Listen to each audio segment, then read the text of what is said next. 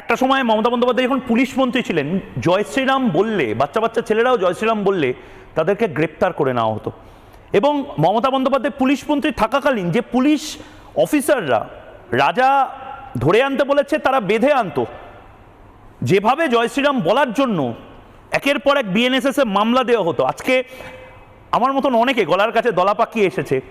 আজকে পুলিশ মন্ত্রী, রাজ্যের মাননীয় মুখ্যমন্ত্রী শুভেন্দু অধিকারী একটি প্রশাসনিক কাজে, সে কাজটা নিজের ব্যক্তিগত নয়, একদম প্রশাসনিক অ্যাডমিনিস্ট্রেটিভ কাজ, সেটাই গেছিলেন। সেটা খবর নয়। খবরটা হলো শুভেন্দু অধিকারী যখন বেরোচ্ছেন, ওনাকে কিন্তু তোষণ করার জন্য নয়, আবেগে গোটা লালবাজার জয় শ্রীরাম স্লোগান দিয়েছে। এটা বাংলা টেলিভিশনে অভূতপূর্ব দৃশ্য।